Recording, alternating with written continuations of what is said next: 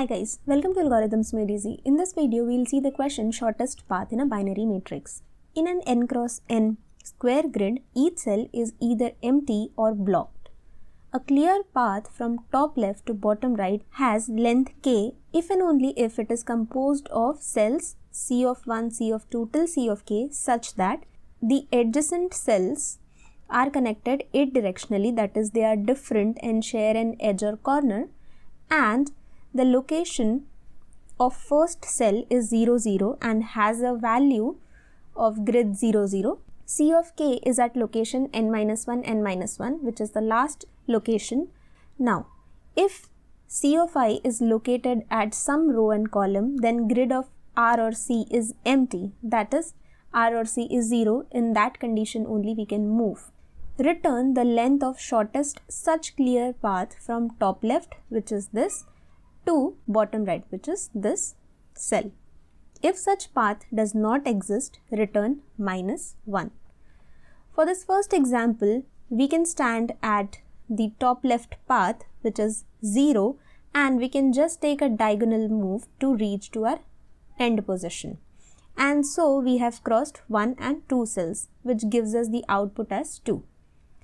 In the second example, we can follow a path which is this, or we can follow a path which is this. And the shortest one would be by skipping this corner cell, but by diagonally moving down. So this gives us 1, 2, 3 and 4 cells, and the output is 4. Now note that the length of the grids can be between 1 to 100 and the values can either be 0 or 1. If you see the hint, it is told that do a BFS to find the shortest path. Now let's go ahead and see how we can approach this problem.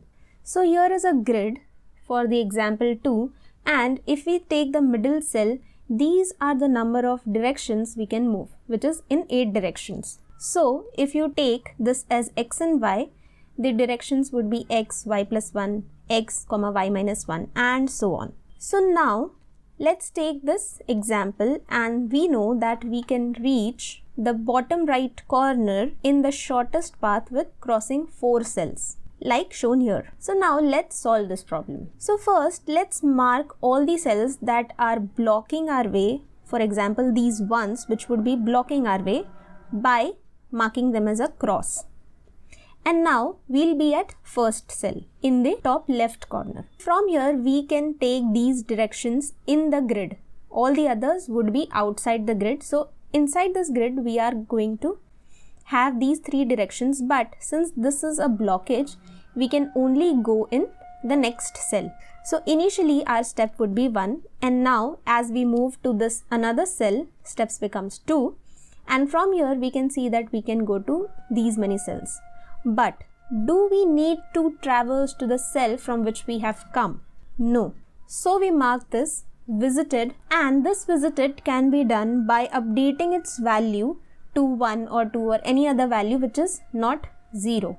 And so we'll only be moving in the cells which is having value as 0.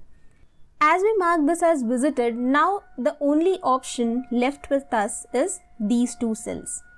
So now let's take these 2 possibilities differently, and let me tell you how we'll move. So we have taken 2 steps or crossed 2 cells, and now we can either go in this direction or in this direction. So let's move in these directions and update our steps. And now from here we can see that we can move down, and from this cell we can see we can move up and down. So now let's not consider this above one, and we'll move to the below cell. And for here also we'll move to the below cell. And with this we mark our previous cell as visited and go down. So this makes our step equal to 4, and if you see in this second matrix we have already reached our target cell. And so we can return our steps, which is 4, and that is the minimum number of steps, as for this particular example we are yet to reach the bottom. Now why didn't we go to this cell?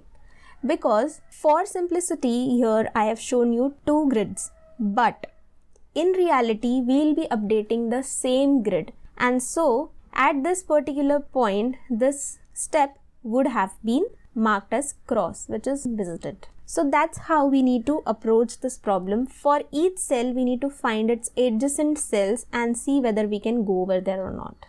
So this can be easily done by using BFS, which uses a queue. Now let's go ahead and code it out so that we can understand the approach better.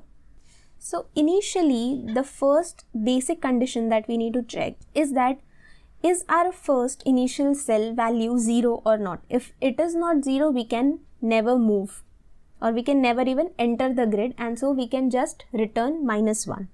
So if now let's take the length and breadth of the grid in variables m and n, and initially we'll take a queue of integer array that would store my x and y coordinates, and in the queue I'll just add my 0 0 as my initial starting point. So here this 0 and 0 tells me my x and y coordinate, and this 0 tells the initial count. So initially we'll keep count as 1, and with this we'll also mark the first cell as visited. So we do grid of 0 0 equal to 1, and this will mark the grid as visited.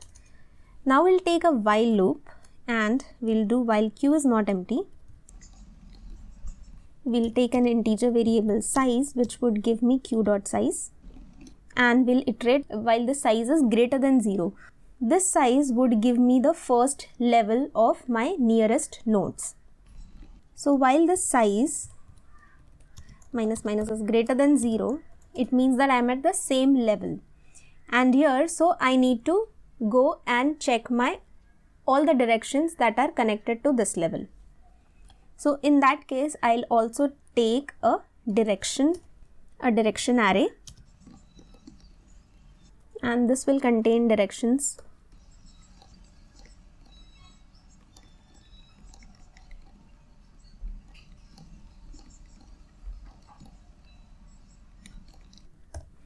So these are my 8 directions in which I can move. In here, I'll first poll my queue, and this will give me the current point.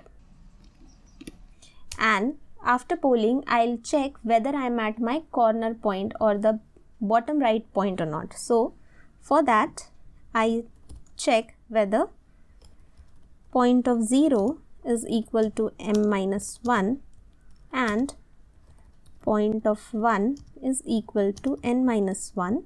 In that case, I can simply return point of 2, which is my steps that I am taking. If this is not the case, I need to loop on my directions array and go and check in each of the directions. So for each integer direction in my dir array, I'll take my row, which would be point of 0 plus d of 0, and my column would become point of 1 plus d of 1. So here I'll check my boundary condition. So if my row is greater than equal to 0 and my column is also greater than equal to 0 and my row is less than m and my column is also less than n, and also my grid of row and column is equal to 0, in that case itself I'll be putting this row and column into the queue for next iteration. So I'll add queue dot add new int of row, column and my points of 2 plus 1, that is for the next step. With this, I'll also mark my grid of row and column as visited by making it 1. So this would take care of my looping condition, and if I'm coming out of this while loop without returning anything, which means that there was no path that was found, and so I can return -1. So let's run this code.